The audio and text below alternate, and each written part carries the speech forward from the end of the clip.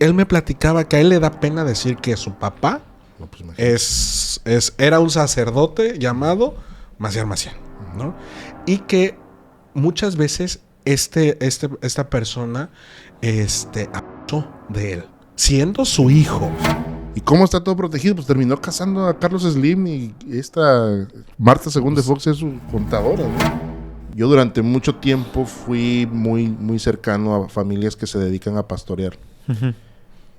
Y pues uno se entera de las cosas que hacen. Y uno guarda silencio. ¿Por qué? Porque también, y ojo aquí, privilegios. Tienes privilegios dentro de la iglesia. ¿Y qué privilegios tienes? Pues que si te dan chance de que te vas a ir a cotorrear por allá, te vas a echar tus tragos. Es que incluso hasta en la actualidad, un sacerdote comete tocamientos, para no decir la palabra, y la familia defiende al sacerdote. ¿Cómo es posible que el sacerdote lo va a hacer? ¿Cómo es posible? Y dices, oye, o sea, ¿estamos mal? ¿Tú crees? Porque mucha gente dice, es que el Papa Juan Pablo II no sabía del caso. ¿Tú crees que sí sabía y lo tapó, o sí no sabía nada del caso? No, yo creo que sí lo tapó. De hecho, se sabe que eran compas, ¿no? Cuando regresé al cristianismo, regresé más insoportable que nunca. O sea, todo era pecado. Yo señalaba todo de mis amigos. Esto está mal. Si tú tomas, está mal. Si tú fumas, está mal. Si tú desobedeces, todo está mal. Para mí, todos ellos eran unos pecadores. Maciel Maciel financió el penúltimo viaje, si mal no me equivoco, de Juan Pablo II, cuando le pone de ejemplo que él es el ejemplo del sacerdote, que todos los sacerdotes tendrían que ser de él. Lobos o ovejas. Dice el Evangelio que vendrán lobos disfrazados de ovejas. La realidad de la iglesia muchas veces trata de ocultar lo más oscuro que hay en ella. Y este fue un caso que estremeció desde el fondo a la iglesia católica. El caso Maciel Maciel. Mi nombre es Osvaldo Torres, bienvenidos a Invitado a lo Desconocido. Nos pueden seguir en todas las plataformas digitales, Facebook, Instagram, TikTok, Spotify. Voy a presentar a Armando Bonilla. Amigo, ¿cómo estás? Amigo, bien emocionado por este capítulo que vamos a tocar, el tema de Maciel. A mí me estremece mucho, todavía hasta se me eriza la piel cuando hay datos de esos duros. Datos que digo, no manches, ¿cómo se atrevía a hacer tanta faramaya ese diablo vestido de sacerdote? Amigos, recuerden igual, como ya le dijo el buen Osvaldo, seguirnos en redes sociales, suscríbanse, compartan para que este hermoso y bello proyecto siga creciendo. Vamos a presentar hoy, estamos de manteles largos, una vez más agradecimiento a toda la producción de Extra Normal por prestarnos este lugar para hacer nuestras grabaciones. Vamos a presentar a Oscar de Se Regalan Sustos. ¿Cómo estás, amigo? Muy bien, muy bien. Gracias por la invitación. Contento de estar aquí con ustedes. En esta mesa muy conocida. Nah, esa es tu casa. Esta es tu casa. Estamos en tu lugar, en tu casa. Amigo, ya una vez se lo dije a Paco, ¿hay algún despistado que hay ahí por las redes sociales que no les conozca, que no conozca Se Regalan Sustos? ¿Cuáles son las redes sociales de Se Regalan Sustos? El canal Se Regalan Sustos, ahí nos pueden encontrar. Estoy con Paco Arias y con Dafne Silva. Y redes sociales de la misma manera, estamos en Instagram como Se Regalan Sustos. Y en mis cuentas personales, Oscar Herbert, Instagram, TikTok, Threads y Twitter. Ok. Yo me quedé con ganas de ir al teatro ahí en Ciudad de México. No pude ir, pero sé que fue Sí, estuvo bien chido. La verdad es que estábamos muy nerviosos la primera vez que hacemos esto. Y espero que haya más oportunidades de salir a cotorrear con la gente. El formato de Se Regalan Sustos ha tenido ciertas evoluciones. Antes echábamos mucho cotorreo sobre esta mesa. Después le fuimos bajando y nos terminamos convirtiendo en un canal de investigaciones. Y pues es lo que nos gusta hacer. Oye, pero eso está interesante. Fíjate que invitado a lo desconocido. Antes solo era invitado y era un temas más abiertos. Ni siquiera tocábamos temas de esta índole. Ajá. Y me siento muy identificado con lo que dices, porque creo que esas evoluciones, una, te llevan a crecer tu proyecto. Dos, incluso a crecer como persona. No sé si te sientes identificado en que tu crecimiento como persona, incluso laboralmente, se ha exponenciado así cañón. Sí, definitivamente. Digo, a mí me gusta mucho echar relajo. Y cuando me invitaron al proyecto, esa fue la primera que me dijo Paco, que es un proyecto de desmadre y un poco de investigación con temas paranormales, religiosos. Y me hicieron esa ecuación, dije, pues yo jalo desde el principio porque me encanta. Y digo, en general me gusta la historia, me gusta, al final a todos nos encanta el chisme y creo que ver la historia de esa manera se hace un poco más digerible. Y cuando comienza esta mutación, digamos, del canal, me va fascinando el cómo... Me voy encargando de entrada yo de los temas, que me dicen, vamos a hablar de tal cosa, y ya yo me pongo a hacer la investigación. Ah, tú haces la investigación. Y ya de ahí se las comparto a mis amigos, que pues hacen también lo suyo. Y evidentemente ha habido un cambio por la pasión de hacer esto. Me encanta mucho estar detrás del escritorio, pero también me encanta hablar aquí frente al micrófono. De cierta manera, a veces busco, digamos, acá en México la jiribilla, como para sacar algún chiste de lo que está sucediendo, porque creo que también se vale.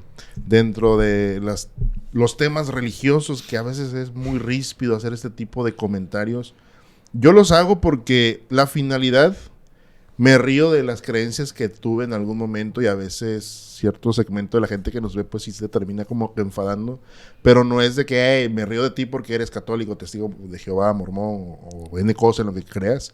Yo me río de mis propias desgracias, dijeran aquellos, y a veces uno pues también sale embarrado con las cosas que uno termina diciendo y hay personas que no les gusta como aterrizo, sobre todo porque son temas religiosos, ¿no?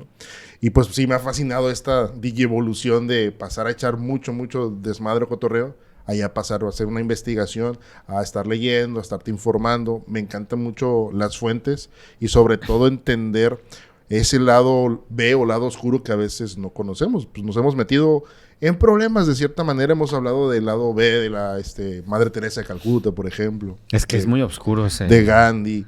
Y obviamente son gente que tiene un peso muy importante y eso no se le quita, que fueron importantes y tienen un punto de referencia en la historia, pero también es bueno conocer el lado B porque al final son personas y cometieron errores como todos nosotros, como lo mismo sucede con el tema santo, ¿no? O de la Biblia. Sí, claro. Hoy vamos a hablar de Marcial Maciel, de un gran amigo. Un buen compañero. Un compa que tengo por ahí, que digo, desafortunadamente personas como él han utilizado el poder que está detrás de la iglesia para hacer sus atrocidades. Y aquí es donde viene un problema o un conflicto con los creyentes. Porque de pronto las creencias van por encima o de la institución que de lo que es real, que es la espiritualidad. Y aquí es donde ya te metes en broncas. Porque si pones a una institución por encima de las creencias, ya caes en un tema sectario. Poner a la iglesia católica, una vez nos dejaron un comentario, Paco, de mí, estábamos hablando precisamente de datos y una persona pues sí estaba muy molesta y puso por ahí el comentario de que Dios proteja a su única y santa iglesia, que es la iglesia católica, de estúpidos como ustedes. Yo, espérate, señores, si estamos dando datos nada más. Si te vas a enojar con nosotros, enójate con la gente que está haciendo pecados y está incurriendo en crímenes. A eso sí hay que decirle a Diosito, pues haz algo, ¿no? Y protege a las víctimas de estas personas porque están jugando con algo muy, muy importante y muy poderoso, que es la espiritualidad. Es que incluso hasta en la actualidad, un sacerdote comete tocamientos, para no decir la palabra, y la familia defiende al sacerdote. ¿Cómo es posible que el sacerdote lo va a hacer? ¿Cómo es? Y dices, oye, o sea, ¿estamos mal? Es muy ciega. La fe en este caso es una fe ciega y no una fe crítica y que observa. Yo que estuve a 3 años de ordenarme sacerdote, hoy me doy cuenta que muchas veces hacía yo acciones influido por una ética buena, supuestamente, ¿no? Y al momento de investigar, al momento de leer, más allá de libros católicos, te das cuenta que muchas veces te quieren ocultar lo malo. Y yo te voy a hacer una pregunta. ¿Tú crees? Porque mucha gente dice, es que el Papa Juan Pablo II no sabía del caso. ¿Tú crees que sí sabía y lo tapó o sí no sabía nada del caso? No, yo creo que sí lo tapó. De hecho, se sabe que eran compas, ¿no? Así como como ustedes, con Marcial Maciel. No, sí eran amigos. Evidentemente hay muchos problemas por esto, porque hasta dónde se destapa, ¿no? Es hasta Ratzinger el que saca toda esta oleada de crímenes, porque es lo que fueron. Y a mí me llama mucho la atención. Hace tiempo platicaba con un amigo justamente de este caso, de cómo este grupo de personas que ya son adultos mayores, que fueron víctimas de Marcial Maciel, a mí me impactó ese testimonio. Si no mal recuerdo, uno de ellos apellida Alarcón, un señor ya muy, muy grande, y él menciona que sí escribió las cartas, directamente al Papa Juan Pablo II y que jamás fueron vistas. No hubo una respuesta, al contrario, hubo un encubrimiento de todo lo que le hicieron a ellos cuando estaban jóvenes. Y esta persona menciona, pese a que fui víctima de esta persona como Marcial Maciel, mi fe sigue intacta en Dios, y eso está bien cabrón. ¡Qué fuerte! Sí, eso está bien denso, porque muchas personas son víctimas, y no solamente de sacerdotes. Ojo, aquí no es nada en contra de la Iglesia Católica, que respeto mucho el sistema que tienen, la parte donde las personas que van a ser líderes pasan un proceso de aprendizaje. No cualquier pelafustán se para enfrente de una iglesia a enseñar la palabra del Señor. Como por el otro lado de mis compas, los protestantes, que si yo digo voy a ser pastor y los convenzo a ustedes, pues ya tengo aquí un obispo. Pero así se van formando esas sectas, ¿estás de acuerdo? Sí, claro. Uno jala a otro, Sí. y así, Parece y redes de así, mercadeo. y Te así. invito a un proyecto y tú invitas a otros 3, y así se va haciendo toda esta iglesia, vamos a llamarlo de esta manera. Por eso, cuando hablo de estos temas que son bastante delicados, siempre menciono y pongo el dedo en el renglón. Es admirable este sistema de enseñanza, o cómo tienes que pasar todo este proceso de estar leyendo, prepararte. Es una carrera prácticamente. Sí, claro. Son 10 años. Es medicina. Sí. Y entonces, de pronto, del otro lado, la competencia, que también traigo ahí una espinita atorada de que pues cualquier pelafustán se para en una colonia y empieza a hablar de cosas de la Biblia, de Dios, te habla de prosperidad, etcétera, etcétera, y comienza a tener este grupo que al final se termina convirtiendo a veces hasta en una secta. ¿Por qué crees que Juan Pablo II encubrió estos actos? Pues por la corrupción. Yo creo que también se sabían delitos de allá para acá como de acá para allá. Y es que esto es bien, bien importante.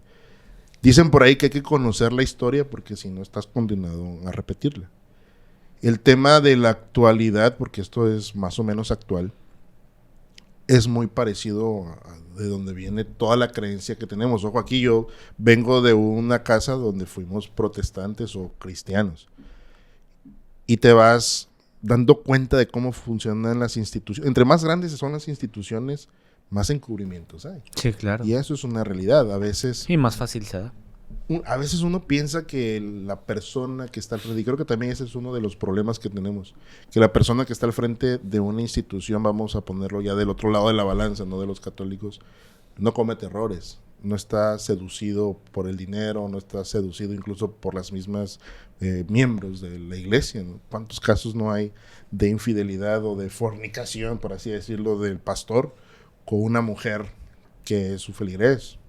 Entonces, cuando uno se pone a visualizar todo ese tipo de cosas, yo durante mucho tiempo fui muy, muy cercano a familias que se dedican a pastorear. Uh-huh. Y pues uno se entera de las cosas que hacen. Y uno guarda silencio. ¿Por qué? Porque también, y ojo aquí, privilegios. Tienes privilegios dentro de la iglesia. ¿Y qué privilegios tienes? Pues que si te dan chance de que te vas a ir a cotorrear por allá, te vas a echar tus tragos, te haces lo que sea, y tú sigues sirviendo dentro de la iglesia, que como sistema dentro de las iglesias cristianas, pues debes de tener una vida, debes de no ser piedra de tropiezo, dicen por ahí. Okay. Entonces, si tú, como uno más, en mi caso que estuve durante mucho tiempo en grupos de alabanza, los que no eran tan compas de los hijos de los pastores o de los pastores, pues sí tenían estas sanciones de que, te vieron cheleando por allá, pues no vas a tocar esta semana, un mes, lo que sea. Pero pues tú, como eres el compa del hijo del pastor, que pides perdón a Dios y ya tocas el domingo, pese a que hayas hecho cualquier cosa, y esto funciona así. Oye, pero a ver, o sea, se dan cuenta. Ahí son niveles muy bajos de no vas a tocar de este fin de semana, eso es pero punto. ya desde ahí empiezan ese tipo de acciones. Sí, claro. Y uniendo lo que estás diciendo hace ratito, disparado a una iglesia católica, altos mandos, dinero así, lo que dispongas, imagínate las cosas turbias que debe de... Que no sabemos, ¿no? Sí, claro, y eso es cuando uno dice, esto ya no me late. Y ojo, obviamente también hay gente que dice, pues tú vas a la iglesia a juzgar a la gente. Pues no a la gente que tengo a mi lado derecho, porque sé que es igual que yo. Y tanto yo he cometido errores y estamos llenos de pecados. Pero lo que sí causa inconformidad es lo que hace la gente que está arriba enseñando. Porque, y esto está al alcance de la mano de cualquier persona. No sé si vieron el video de este pastor que dice que Dios le habló que hiciera una bodega de Ferraris, me parece. Sí. A ese nivel de estupidez hemos llegado. Y neta que a veces sí. Por ahí hay una gran frase que dice que Dios está muerto. Nosotros lo matamos, y es que nos hemos dedicado a lo que realmente es el evangelio. A eso se ha reducido. Hemos compactado tanto la creencia de Dios que hoy por hoy dentro de las instituciones protestantes o cristianas el mensaje central es prosperidad, y no está mal que te vaya bien en la vida, pero si reduces a eso el evangelio de Jesucristo, pues la neta está muy superficial, y vemos iglesias grandísimas como las de Hillsong que tienen miles de personas y de pronto, espérate, pero si nada más me va a ir bien, pues mejor le pago un curso a Dreyfus o a Carlos Muñoz, ¿no? Ahí sí está denso y es muy peligroso. Sí, claro. ¿Cómo se termina dividiendo ahí el mensaje? Mira, yo conozco muy de cerca el caso Marcial Maciel. No porque conviví con él. Dios era me broma hace libre. rato, era broma. Era broma. Pero yo conozco a uno de tantos hijos que tuvo Marcial Maciel, que es mi amigo. Okay. Y él me platicaba que a él le da pena decir que su papá era un sacerdote llamado Marcial Maciel, ¿no? Y que muchas veces esta persona abusó de él, siendo su hijo. Sí. Pero al mismo tiempo se metía con la mamá y hasta con el papá, que después la mamá se lo revela al hijo. Bien inclusive. Él me decía, me llevaba a una casa y hacía que yo le jurara un pacto de silencio, de que yo no iba a decir que él me estaba, en este caso, hablando, ¿no? Porque si no, Dios se iba a enojar conmigo. ¿Crees que esta persona realmente estaba influida por Dios o por el demonio, hablando de Marcial Maciel? Yo pienso que está influida nada más por el deseo carnal. O sea, ahí es donde entra con delicadeza el tema divino o lo contrario, ¿no? Que es el diablo. Cuando estás a esos niveles de poder, por ahí mi abuelo me decía, ¿quieres ver a una persona irracional o actuar de esta manera? Velo cuando tiene hambre o cuando tiene ganas de acostarse con alguien. Y esto es real, o sea, cuando eres dominado por este deseo, que ojo aquí, haciendo a un lado el crimen y el delito, el deseo de comer es natural como el deseo de reproducirse. Pero cuando caes en un crimen y tienes este poder detrás de ti, es bastante feo cómo puedes incluso decir, el diablo me tentó. No, espérate, simplemente te faltan unas tuerquitas por acá y estás incurriendo en un delito. En comparativa a lo que mencionas de Marcial Maciel con su propia sangre, está la dinastía Joaquín, los de Guadalajara. Sí, lo de la luz. Exacto. El anciano o el que fundó la iglesia y su hijo tenía un discurso muy parecido, y hay testimonios de un hombre que dice él que iba viajando, me parece que es con Samuel, que este hombre le dice que Dios le había hablado y que tenía que entregarse a él, utilizando justamente como Marcial Maciel esta influencia de que es un hombre de Dios. Y si tú te niegas a entregarte a los deseos de un hombre de Dios, estás en contra de la voluntad del ser todopoderoso, que también ahí es parte de una manipulación que todo al final el poder termina corrompiendo. Me recuerda mucho al caso de el Papa Sergio III, que igual es como de estos casos que políticos se llevan con la religión, vamos a llamarlo así, y cómo es respaldado por una familia que al final Sergio III termina involucrándose con la mujer. Les estoy fallando con el apellido de esta familia. Pero me acuerdo que la hija se llamaba Marit. Ya les quedé mal. No te preocupes. Se llama nada más y nada menos Marozia. Ya me acordé. Marozia. Marozia termina siendo mujer del Papa Sergio III. Pero el detalle aquí es que Marozia tenía 14 años. Y Sergio III tenía más de 30. Entonces se involucra con él. Tienen hijos. Y después el linaje se convierte en otro papa. ¿Y cómo llegó él al papado? A través de la corrupción, a través de esta familia. Es como movieron sus intereses. Para que él llegara. Para que él llegara, ¿por qué? Porque a través de él iban a seguir teniendo el poder, tanto político como dentro de la Iglesia Católica. Es que me parece hasta perturbador.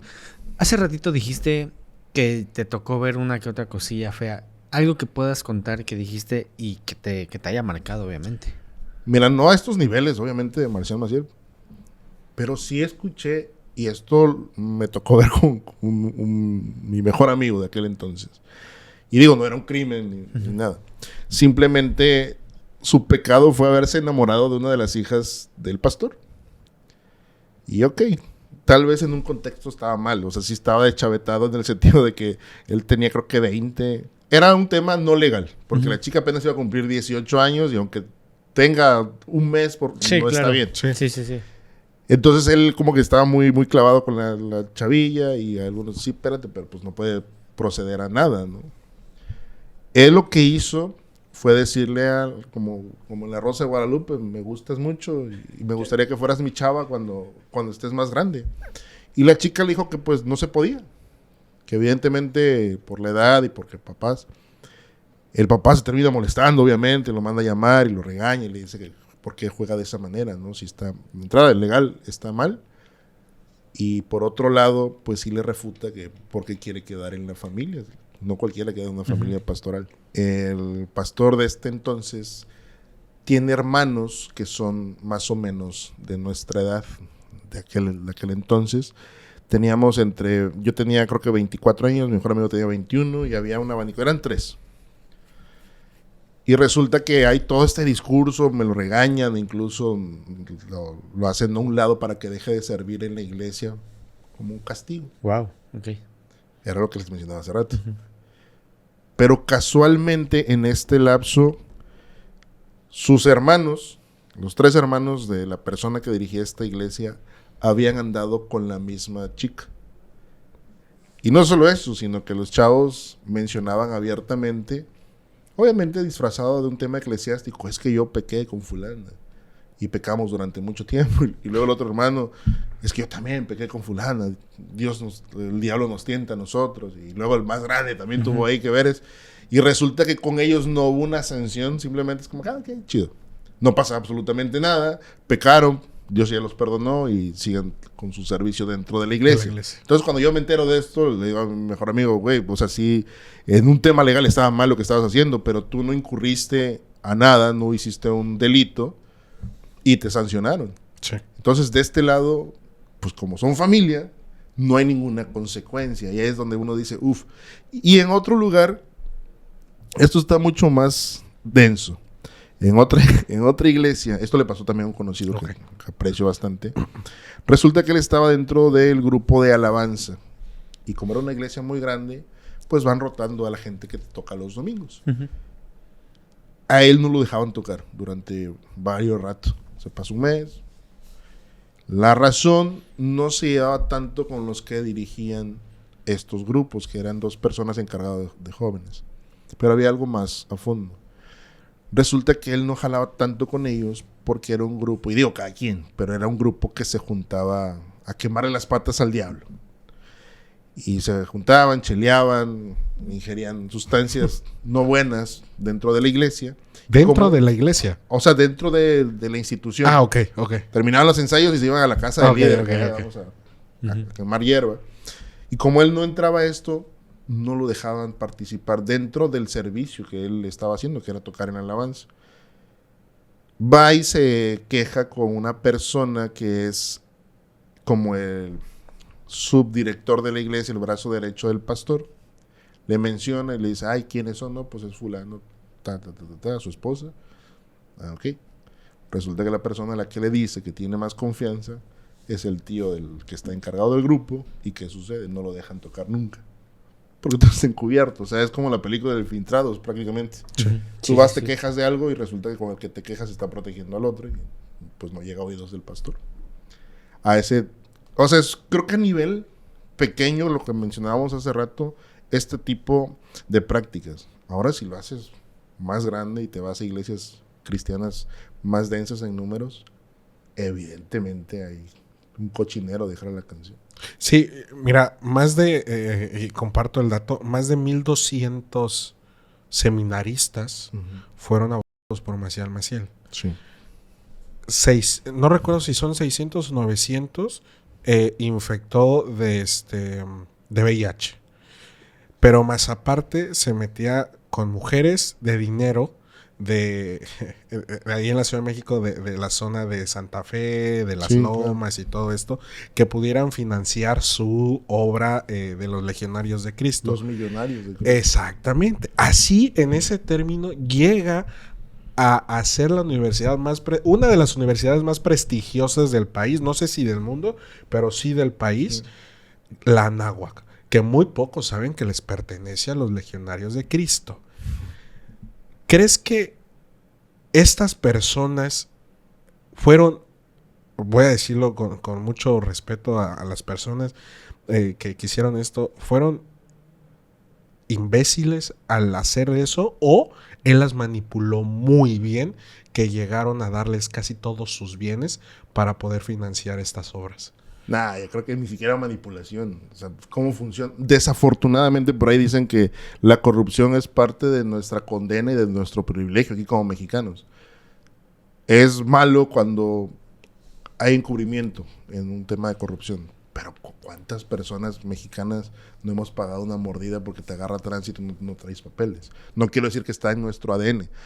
Contestando tu pregunta, yo pienso, y ojo aquí, esto es un punto de vista personal, que no era un tema de manipulación. Yo creo que era más un tema de estrategia, un tema de negocios. Cómo nos vamos a arreglar y cómo vamos a solventar o agarrar recursos para tener una escuela, para tener acciones en farmacéuticas, que es lo que se menciona, en armas incluso.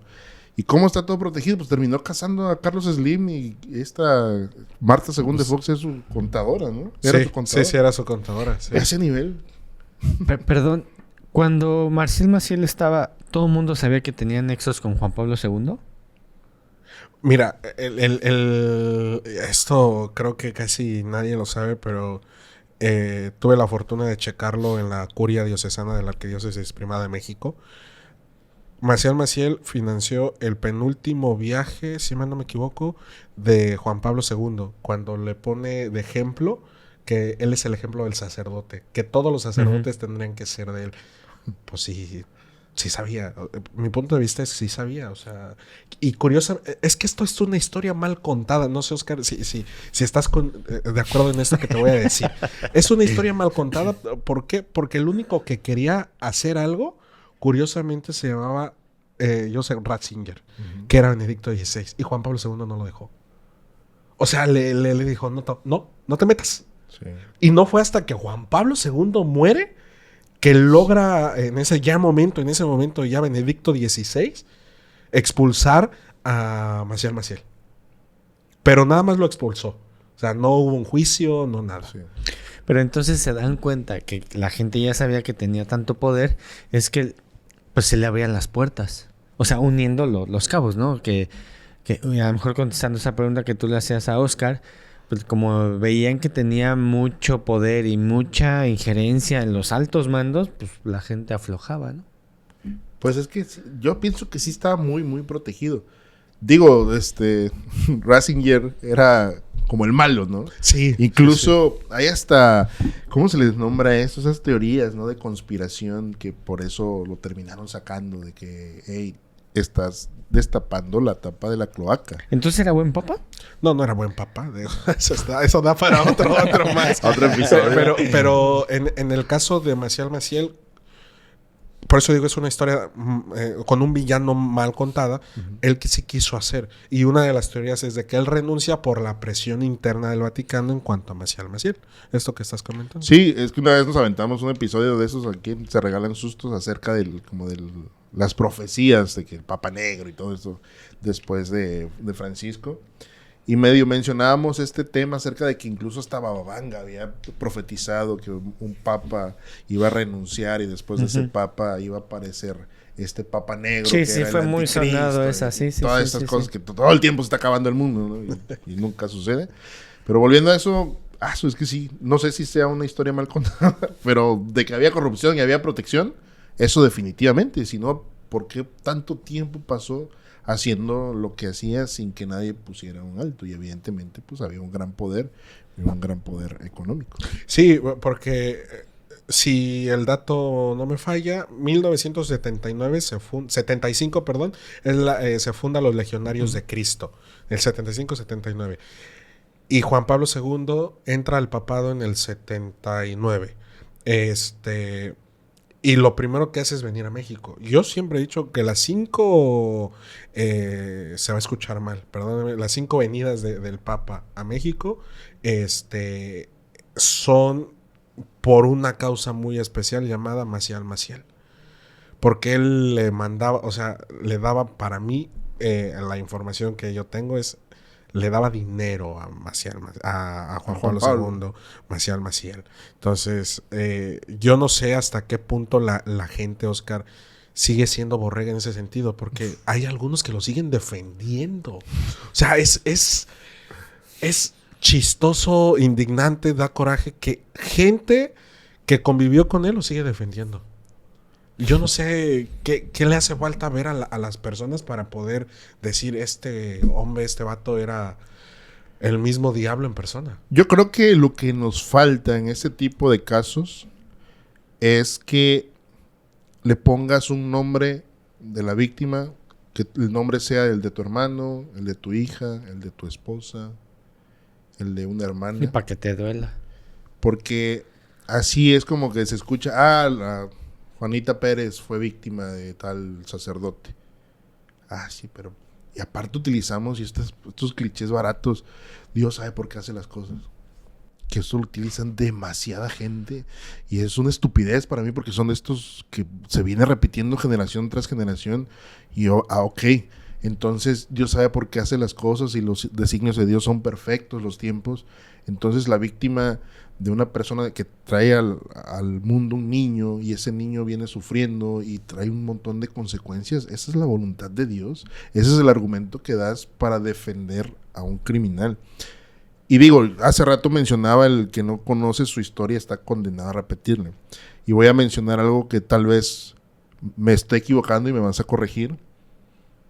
Me gusta mucho ver el lado B de los apóstoles en el tema bíblico y canónico.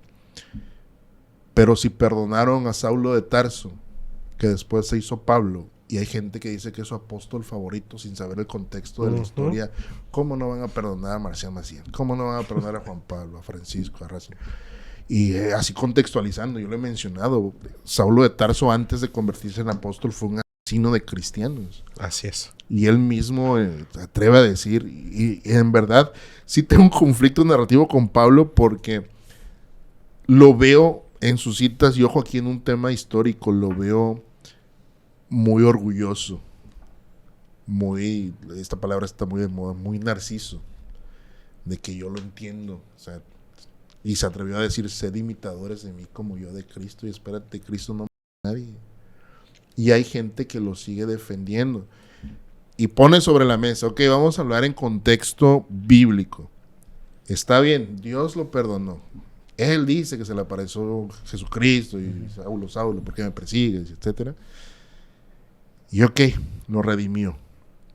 Pero no es contradictorio el que Dios perdone a una persona de matar cuando el mismo Dios le dijo a Moisés en los 10 mandamientos, no mates.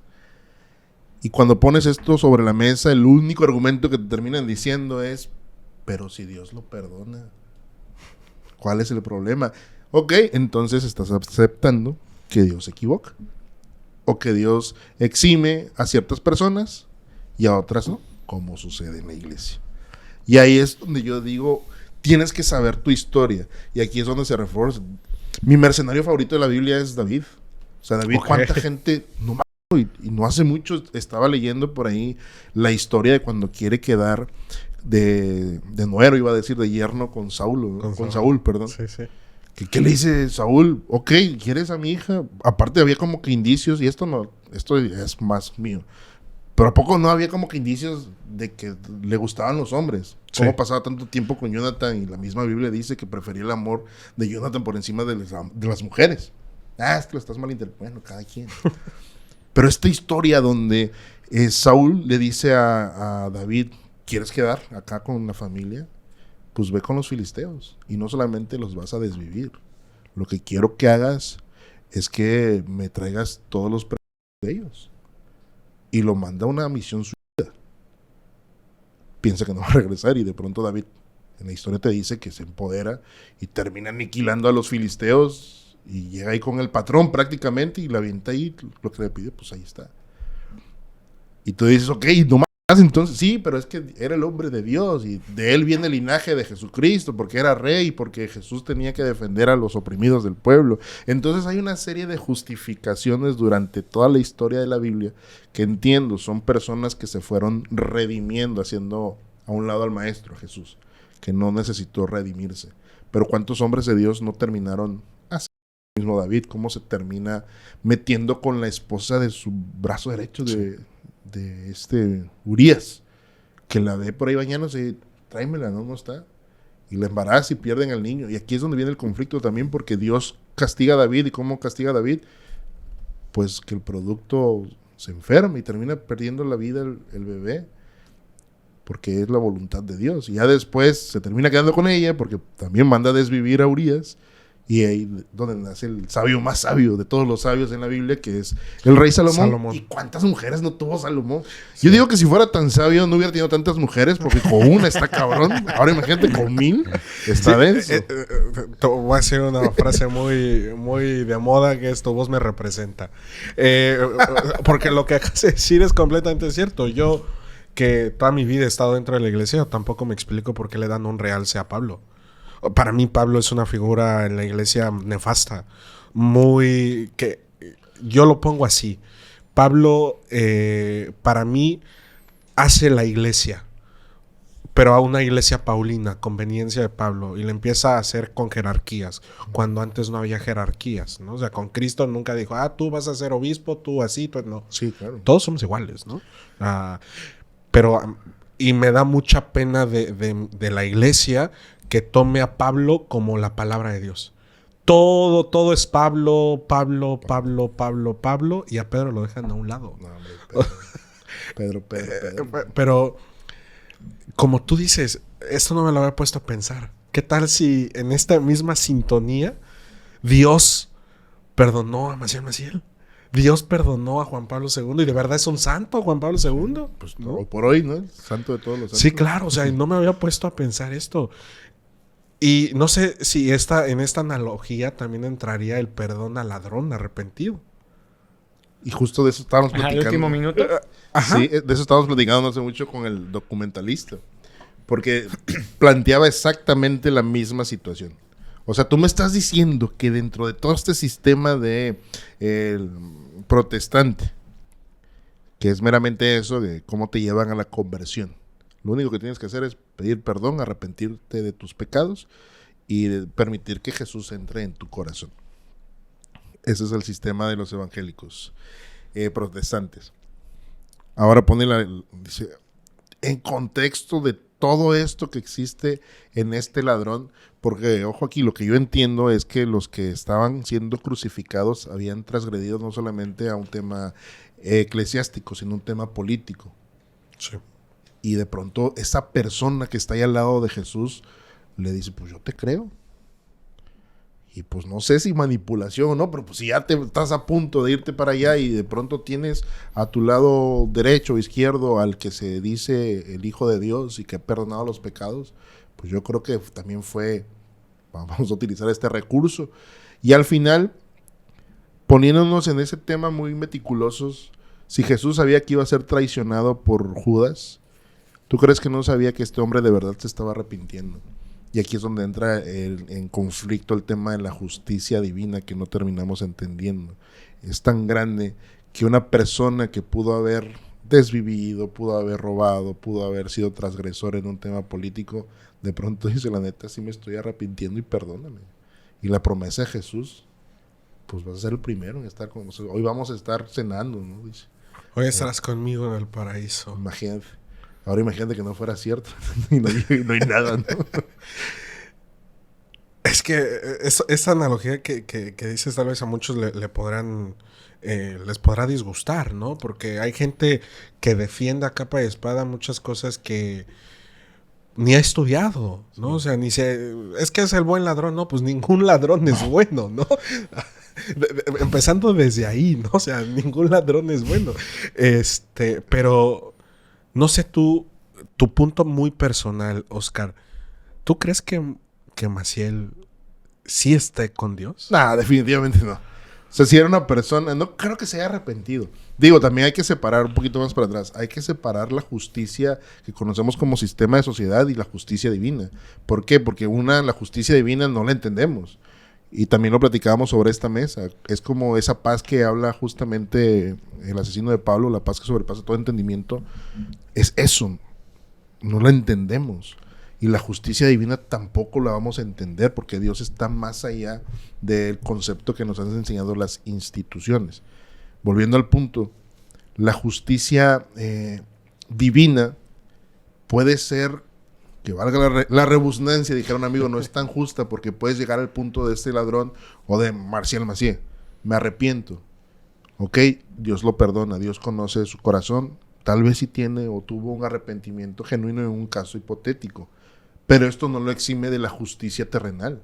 O sea, si uno llega a un lugar y desvive a alguien nada más porque sí, evidentemente lo haces, pero aunque te arrepientas, debes de pagar tus cargos porque estamos bajo un sistema donde hay una ley y esa ley hace que funcione la sociedad. ¿Cuántas veces no hemos escuchado o hemos visto los casos, ¿no?, de esta mujer que va al juicio de la persona que abusó sexualmente de su hija y ella termina disparándole porque sabe que no va a haber una justicia? Eso estuvo bien fuerte. Sí. Eso, dentro del raciocinio de los como padres, tú dices, qué bueno, o sea, ¿por qué? Porque en México cuántas veces hay carpetazo, ¿no? Y mi hija y mi hijo, ¿quién no lo regresa? ¿Y qué terminas haciendo? Justicia por tu propia mano. Desafortunadamente no es justicia porque no está pagando el criminal lo que debería de pagar. Aquí es donde entra este debate de, híjole, pero pues es que Marcial Macié le hizo lo que le hizo a sus hijos. ¿A cuánta gente no la terminó infectando? ¿Cuánto sistema, cuánta corrupción no hay detrás de? Pero pues si él se arrepiente y Dios dice que sí, pues ya es tema que a nosotros no nos gusta. ¿Por qué? Porque pues ya está en el infierno. Pero, híjole, es que me suena bien turbio. O sea, que te arrepientas al final sí, claro. O sea, imagínate, a ver.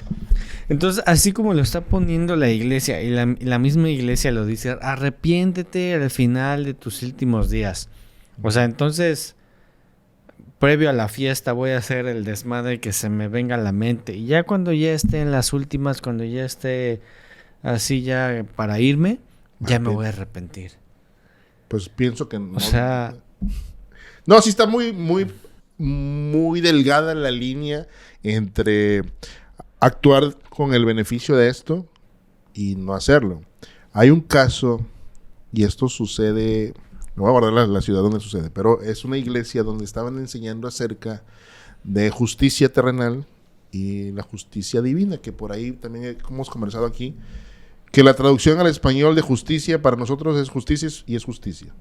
Es como amar y querer, ¿no? Dijera José José, nosotros tenemos dos palabras muy distintas porque son cosas diferentes. Por otra parte, en Estados Unidos se utiliza la palabra love. La justicia, esta parte de righteousness, que es la justicia celestial, la justicia divina, que es distinta a la justicia como sistema que rige una sociedad. Dentro de una iglesia enseñaban mucho esta palabra o esta doctrina de righteousness, que tú eres justo delante de los ojos de Dios, porque Cristo ya murió por tus pecados, su sangre y todo esto, del Cordero inmolado y del pecado del mundo. Entonces, si tú bajas mal esta información a un grupo de personas, estamos platicando nosotros tres, y tal vez yo puedo decir algo que me entendieron de una manera distinta. Ahora maximizándolo a un grupo de 300 personas, Ya te entendí. 400 El personas. famoso teléfono descompuesto. Sí, exacto. Entonces tenían esta enseñanza donde decían, no importa lo que tú hagas, el pecado que tú hagas, Jesús hizo lo de la cruz para pagar tus pecados pasados, presentes y futuros. Tú eres justo delante de Dios. Solo tienes que arrepentirte de esto. Y es bien peligroso y es bien nocivo, y ahí va lo que sucedió. Resulta que hay un tema dentro de esta iglesia, un tema de infidelidad. La mujer desafortunadamente es la que termina poniéndole los cuernos, ya esto es hasta chismito, que termina poniendo el cuerno a su esposo. ¿Y qué hace el esposo? Enfadado, envuelto por la ira, va y busca a la persona con la que le fue infiel su esposa y le quita la vida. Entonces, cuando se lo están llevando a la cárcel, le decía, yo soy justo delante de los ojos de Dios. Él ya me perdonó. Sí, papito, pero tienes que ir a la cárcel. Cometiste un suicidio. O sea, esa delgada línea entre aterrizar bien una información y decir, sí, espérate, pero no funciona de esta manera. Esto funciona de otra manera donde, ok, estás batallando tal vez con algún pecadillo, dicen por ahí los cristianos. Ahí Dios te está perdonando, pero no por eso vas a ir y vas a cometer cosas que salen dentro del sistema de justicia social. ¿Creen que los sacerdotes, como tienen dominada el estudio, por así decirlo, cometan esas atrocidades? Que diga, bueno, ya me arrepiento al final. Pues o sea, que se haga un vicio. Esa es la narrativa de la iglesia. A cualquiera que se pueda arrepentir el último día puede alcanzar el reino de los cielos. Y entonces, es muy peligroso. Y es peligroso aterrizarlo como tú dices. Sí. Porque entonces yo puedo hacer lo que hizo este personaje alemán, ¿no? Uh-huh. Y ya, me arrepentí, ya estoy en el cielo. Ya soy San Alemán, ¿no? Es peligroso. Porque mucha gente, a nombre de Dios, ha cometido los peores actos de la humanidad. Sí. A nombre de Él. Pues nada más el 9-11. Sí. O sea, tal vez no en Jehová, pero ellos estaban convencidos que este acto justo iba a agradar a su Dios y lo terminaron haciendo. Entonces sí es bastante nocivo el aterrizar. Por eso mencionaba desde hace rato, ese es un aplauso y siempre va a ser un check, una palomita a la Iglesia Católica cuando tiene a las personas que deben de prepararse 10 años de estar estudiando. Y obviamente debe de haber enseñanzas éticas, y creo que tú puedes cerciorarte de que existe esto, ¿no? Esto está bien, esto no está bien. Pero pues del hecho, ¿cómo dice el dicho?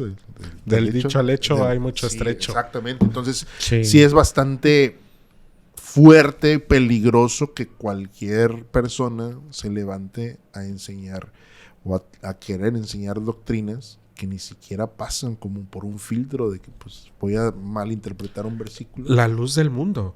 Uh-huh. Con Nazón, que hoy es preso en Estados Unidos. Pero toda apenas celebraron, al día que hoy estamos grabando, hace 2 semanas celebraron su última cena. Uh-huh. Para ellos. En Santa Fe, de hecho. Y lo siguen defendiendo, siguen diciendo que es una persecución en contra de su bueno, no su fundador, pero sí de su líder, del apóstol Nazón. ¿Hasta dónde lleva esta malinformación? Pues es que ellos mismos dicen, Pablo fue perseguido, Pablo fue encarcelado, Pedro también. O sea, lo ponen en esa comparativa y dicen o están basados en el versículo que la iglesia va a ser perseguida. Pero espérate, o sea, no es una persecución si cometes un crimen.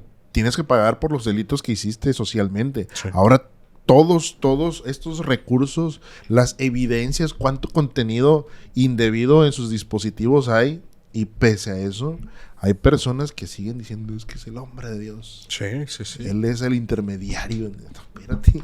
A mí me molesta mucho cuando tocamos estos temas que la gente diga, es que nos están persiguiendo. Esa palabra de nos están persiguiendo, en verdad, Oscar, a mí es como si me pusieran un cohete y lo prendieran. Me pone muy enojado porque nadie te está persiguiendo, para empezar. Simplemente se están denunciando los actos que se están cometiendo, así sea de la Iglesia Católica, de los Testigos de Jehová, de los mormones. Hace falta que se quite la venda de los ojos, quitar el fanatismo y dejar de decir, es que a Cristo lo persiguieron. Sí, porque a Cristo, o sea, tú ni te asemejas a un cuarto de Cristo, ¿no? Es que Pablo también lo persiguieron, sí, pero también él persiguió. Sí. O sea, que no se nos olvide. O sea, y analizándolo un poco mejor, eso yo lo hice cuando estaba en el seminario. Yo detecté mucho narcisismo en Pablo y detecté una inclinación hacia una orientación hacia los hombres por varias circunstancias que vi que lo arrojaban, pero a lo que iba es, ¿realmente se persigue a las iglesias? ¿O qué pasa? ¿Por qué tanto escándalo cuando se denuncia esto?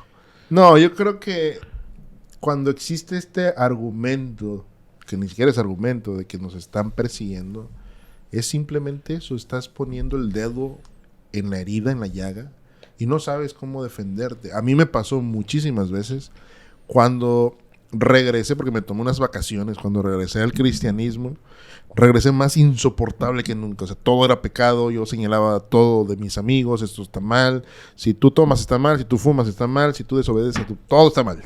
Para mí todos ellos eran unos pecadores. ¿Y qué sucede? Me hacen a un lado. ¿Por qué? Porque empecé a ser el amigo incómodo. En las cenas, en los tacos, estábamos comiendo y yo a fuerza evangelizarlos. Porque en la Biblia dice, fórzalos a entrar, ¿no? O sea, ese tipo de ridiculeces. O sea, te volviste muy...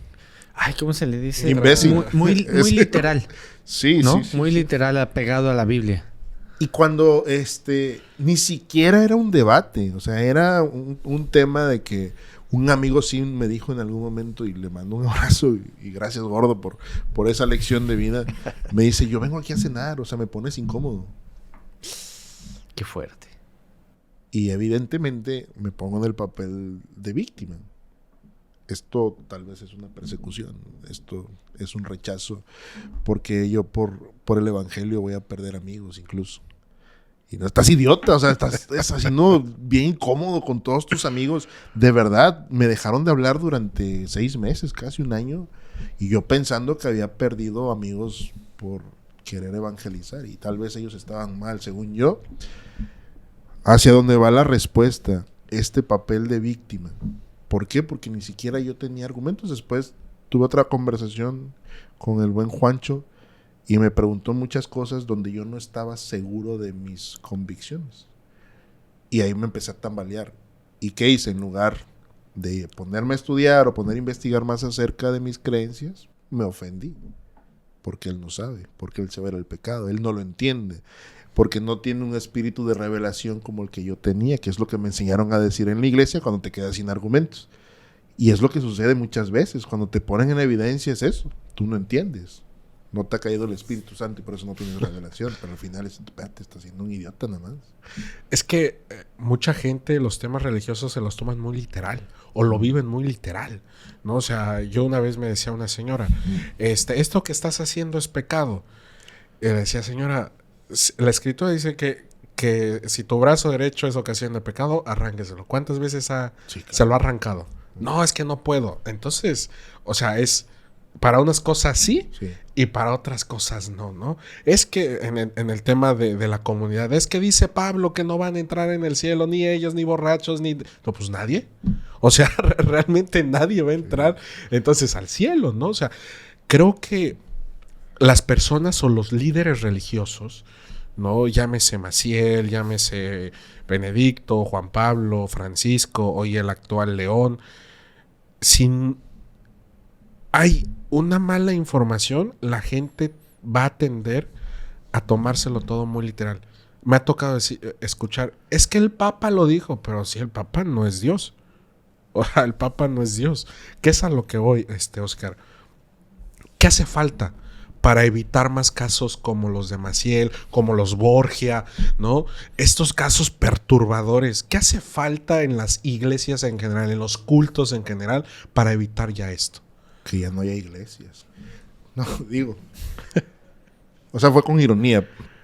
Pero analizando un poco la perspectiva de la historia de cómo empezó el cristianismo, o la creencia cristocéntrica, Pues Jesús vino a abolir prácticamente un sistema de creencias que estaba ya corrupto. Y termina llegando al templo y se termina enfadando, termina aventando mesas y los corre, ¿no?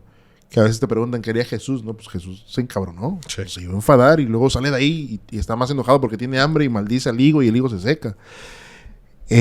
Jesús en un tono colérico termina destruyendo un sistema que justo como tú lo mencionas hace rato, viene y agarra a 12 amigos, 12 camaradas y los saca de trabajar y los pone a trabajar con él para propagar el evangelio que él estaba tratando de aterrizar. Pero irónicamente cuando lo terminan crucificando y estas personas se van a esparcir o a propagar el evangelio, terminan cayendo en este sistema que lo que mencionabas de Pablo. Empiezan otra vez estos sistemas. Antes te pedían un animal perfecto para que llegara como olor grato delante de la presencia de Dios, la redención de los pecados y todo este asunto. Llega Jesús y dice, espérate, la iglesia no es negocio. ¿Y qué sucede? Los apóstoles empiezan otra vez a construir iglesias y ¿qué terminan haciendo hoy en día? Los dos lados, o sea, son negocios. Y uno de los aciertos, cuando llega Francisco al papado, pues trata de hacer un lado y vive austeramente, ¿no? Cómo se empieza a despojar de otras cosas que venían acostumbrados los otros papas. Para mí fue un acierto. El decir, ¿sabes qué? Yo no vengo a enriquecerme con esto. Ni tampoco soy Dios en la tierra.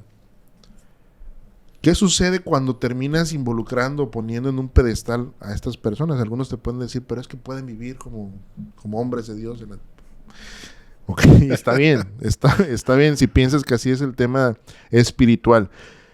Contestando tu pregunta, para mí es mucho más importante que en las iglesias se enseñe lo que de verdad es la espiritualidad, lo que enseñó Jesús, esa carnita. Eso yo lo veo imposible. Está muy cabrón porque ya no hay dinero de por medio. Y yo entiendo, tampoco podemos hacernos tontos. Las iglesias no pueden funcionar si no hay dinero. ¿Por Sí, qué? claro. Porque si vas a una capilla o vas a un templo o vas a una congregación, hay bancas, hay luz que hay que pagar, ¿no? Hay cristianos que les gusta estar cómodos con el aire acondicionado. Eso se tiene que solventar. Hay feria de por medio. Y el que diga que no se necesita dinero no está viendo las cosas como de verdad son. Pero el tema central es ese. Hoy por hoy, de verdad, y a veces me da risa y es hasta irónico, que parece que se está contradiciendo o estamos contradiciendo las Sagradas Escrituras, porque se dice que no estamos en guerra, en lucha contra carne ni sangre. Pero hoy en día, cristianos y católicos, es que ellos están mal, no, pero ellos están mal, ellos idolatran imágenes, sí, pero ustedes se roban el diezmo. Ajá, ¿y cuál es la conclusión de esto? ¿Qué estás enseñando? O sea, ¿qué estás enseñando tú como institución a conectar a la gente con el ser supremo que de verdad es Dios, este Dios que no tenemos una conceptualización de lo que de verdadmente es? Por eso mencionaba hace rato, Dios está muerto, nosotros nos encargamos de aniquilar a ese Dios que Jesús nos quiso mostrar. ¿Por qué? Porque hay cosas más importantes que enriquecer a los pastores o a los sacerdotes. Sí. Y aunado a eso, yo creo que también nosotros debemos de cuestionar nuestra fe y cuestionar Siempre. a las iglesias. Siempre. Oye, ¿por qué estás haciendo esto? Oye, ¿por qué nos estás enseñando esto? Yo creo que el día que cuestionemos severamente todos, ahí es cuando las iglesias van a decir, ay, o sea, ya no, ¿para dónde? Hay un caso que me gusta mucho de este siglo oscuro de la pornocracia, del Papa Esteban VI, perdón, que es un chiste muy oscuro y muy largo de cómo llega el papado. Sabemos que este siglo o este tiempo es conocido por la corrupción, nepotismo y todo lo que existe aquí en México en la política. Resulta que Esteban VI, dentro de todas estas tonterías, que era el elegido de los Spoleto, una familia que manejaba el abarrote en ese entonces, termina Esteban VI sacando el cuerpo del papa anterior, que no era del agrado de la familia de los Spoleto, lo termina sacando de la tumba. Sacan el cuerpo y lo enjuician. Sí. Es un chiste muy feo. O sea, lo sacan de la tumba y lo hacen un juicio, le ponen sus prendas papales, sus anillos y todo esto, le ponen hasta un abogado, hace una faramaya y terminan enjuiciándolo. ¿Y en qué termina el juicio? Donde le arrancan los dedos, lo arrastran por el pueblo y lo avientan al río. Y de pronto ahí es donde uno dice, sí se levantó, no el pueblo, pero sí los creyentes católicos y dicen, espérate, nosotros no queremos un papa como Esteban. ¿De qué se trata esto? Y lo terminan encarcelando. Y dentro de la cárcel, pues le quitan la vida. Ahí es como de los aciertos donde la iglesia dice, no, espérate, o sea, este es mi líder, de verdad, este es el que está sacando el cuerpo de otro, porque no era o no estaba conforme a la línea de pensamiento de esta familia poderosa. De esto se trata la iglesia. Ahí es donde está un acierto de los creyentes. No necesitan este tipo de líderes que sobrepasan este poder y se sienten pues prácticamente Dios o algo más. Sí, en la Edad Media esta fue la etapa más oscura. Digo, después vienen los Borgia, pero el que Esteban sacara a Formoso, que era el papa que lo antecedió, es como de película. ¿Cómo vas a enjuiciar a un muerto? ¿Con qué poder? ¿No? O sea, y luego vas y lo avientas al río para que se quede, que sea comida para pez, ¿no? Realmente es... Y hoy me pongo a pensar y digo, ya no necesitamos más iglesias. Ya no necesitamos más líderes. Ya con los que tenemos no sabemos qué hacer. Y todavía siguen y siguen saliendo iglesias, siguen y siguen saliendo líderes, pero cada vez con un pensamiento más loco, más aventurado a vivir o a revivir cosas de la Edad Media, revivir cosas muy oscuras de un pasado que te pone a pensar si realmente existió en ese momento Dios o abandonó Dios a su iglesia, por así llamarlo, teniendo en mente a la Iglesia Católica como la institución más larga que ha sobrevivido. O sea, no sé si tú piensas, Oscar, que ya no necesitamos más iglesias o con las que tenemos ya hay que acabarlas. Pues mira, nada más viendo cómo va en decremento los creyentes, ya es una alerta, ¿no? Para las instituciones. Demasiado. Porque muchas iglesias cristianas tratan de adecuarse a los tiempos. Yo creo que eso también es correcto, tratar de que la chaviza se vaya hacia las iglesias y no se vaya por otro lado. Y hay muchas formas que tal vez otras personas no están de acuerdo, ¿no? Hoy por hoy ves en las iglesias cristianas que los momentos de alabanza pues son más como conciertos. Sí. Y a muchos les disgusta esto. ¿Pero por qué hacen eso? Eso es del diablo. Necesitamos ganar adeptos. Y luego del lado de la iglesia católica también las iglesias empiezan a perder números. ¿Por qué? Porque vas creciendo, vas agarrando como que tu propio criterio, que aquí es donde comienzan los problemas. Cuando uno comienza a preguntar, a cuestionar, ¿por qué esto sí? ¿Por qué esto no? Y comienzas a formar, a moldear todo esto que es tu personalidad, la manera en cómo piensas, ya eres un hereje. Y es espérate, no, está bien que tengas dudas, está bien que preguntes, está bien que alguien en una conversación te tambalee, por así decirlo, en qué estás creyendo. O una de dos, o te pones a estudiar más y conocer qué es la espiritualidad donde está fundamentado, o te terminas enfadando y terminas diciendo que estás siendo perseguido por alguien que ni siquiera simplemente te puso sobre la mesa tus dudas, que sabes que están ahí. Sí, claro. Pues ese es el hereje, ¿no? No tiene nada de malo tener un criterio propio. Fíjate, y con esto voy a cerrar mi participación aquí en el podcast, que hace un mes me invitaron a un encuentro juvenil. Yo estoy vetado de las iglesias en México. Okay. No me pueden ni ver, ¿no? Pero me invitan. Es curioso, no me pueden ver, pero me invitan, ¿no? A un evento juvenil de toda la iglesia mexicana en la Ciudad de México. Fui. Vi mucho joven. Por obvias razones, mucho evento juvenil. Estuvieron unos payasos de TV Azteca muy famosos, ¿no? Lleno. Todo lleno. El templete lleno de jóvenes. Terminaron, se vaciaron. Viene un grupo muy famoso de cantantes que se llama Hakuna. Lleno. Y coreando las canciones. O sea, cada vez que había un evento así, sí, se llenaba. Okay. Y viene el momento de la misa. Vacío. ¿Quiénes estaban? Los adultos. Y yo le pregunté a varios jóvenes. Les dije, ¿en verdad ustedes necesitan esto? Sí, porque así nos adentramos más con Dios. Y es lo que tú estás diciendo muy bien. Estamos confundiendo la espiritualidad y el mensaje de cómo llegar. Tal vez a las nuevas generaciones, ¿no?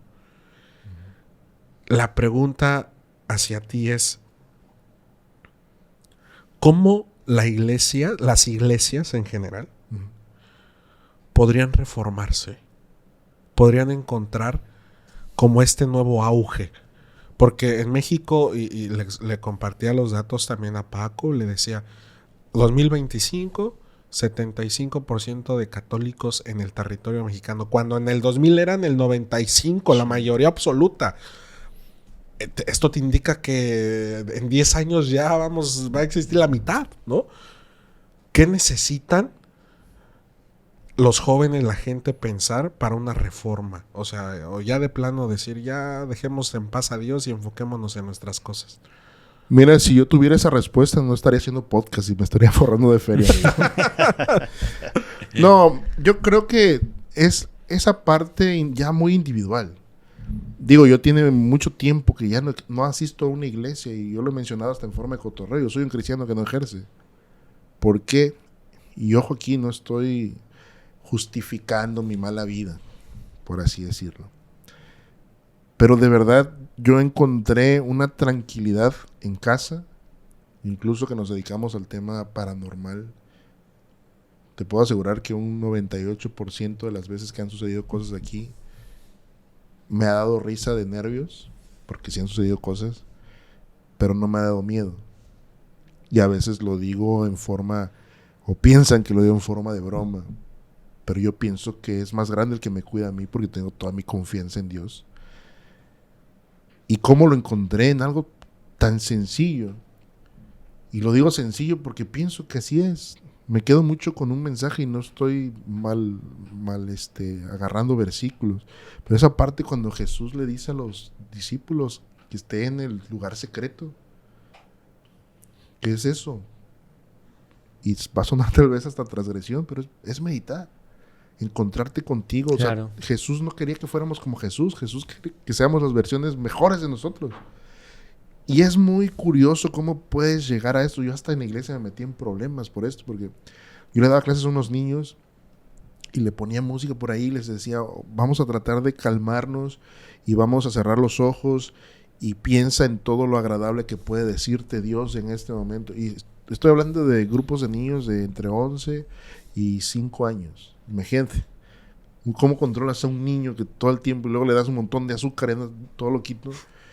Y era un momento bastante agradable porque comenzaban a caer uno a uno en el sentido de tranquilizarse, se ponían a meditar y de pronto es como que todas esas cosas agradables que piensas que Dios está diciendo de ti, se lo vas a decir a tu amigo que está al lado. Y hubo 2 veces donde era una lloradera de los niños, así como que, y aparte todo este sistema donde estamos ahora, donde desafortunadamente hay carencias en figuras paternas, ¿no? Uh-huh. El ver cómo un niño le dice a otro niño así como, estoy muy orgulloso de ti, y el otro niño se pone a llorar y te externa que extraña a su papá, ¿no? ¿Cómo un niño va a tener una figura de un Dios que es padre si no tiene una figura paterna en casa? Está bien cabrón eso. Sí, está fuerte. Sí, está fuerte. Sí. Y es lo que nos pasa muchísimas veces. O sea, te dicen esto en la iglesia de que es que Dios es tu padre. Sí, pero mi papá se fue, ¿no? Mi papá me abandonó. Dios no te va a abandonar. ¿A qué voy con todo esto? Es, para mí, esto es un punto de vista y no es la verdad absoluta, pero yo he encontrado ese nivel de espiritualidad. Vamos a llamarlo en la meditación. ¿Pero qué es eso? Entregándole a Dios mis pensamientos. Y ha habido hasta un momento catártico donde empiezas a llorar y dices, ah, madre. Y después de esto viene un momento como de tranquilidad, que es muy raro, que nunca lo he sentido, o es muy, muy particular cómo se siente o se tienen estas sensaciones, que si yo tuviera la facultad de hacerlo, diría, vamos a hacerlo en grupo, pero pienso que sí es muy individual el cómo puedes encontrar esa paz o esa guía espiritual. Pero pues no tengo una respuesta tal cual. Amigo, muchísimas gracias por este espacio, por venir a grabar. Bueno, más bien por dejarnos grabar. De verdad, muchísimas gracias. ¿Y tus redes sociales? Me encuentran como Oscar Herbert en Instagram, en TikTok, en Facebook, en Threads y en Se Regalan Sustos en YouTube. Aquí estamos igual, Instagram, Se Regalan Sustos y Facebook. Pues hay que se den la vuelta, ¿no? ¿Sale? Amigo Osvaldo, ¿algo más quieres decir? No sean ciegos en su fe, en verdad, ya quítense la venda de los ojos. Se los dice alguien que estuvo 14 años con la venda en los ojos. Síganos en todas nuestras redes sociales. Todos los jueves a partir de las 10 de la mañana tenemos capítulo nuevo. Amigos, muchísimas gracias, Oscar. Aquí el buen Osvaldo. De verdad, muchísimas gracias. Ya saben, yo soy Armando Bonilla. Todos los jueves estamos subiendo capítulos. Suscríbanse, compartan con su mamá, con su abuelita, para que este bonito y hermoso proyecto siga creciendo. Y nos vemos la siguiente semana.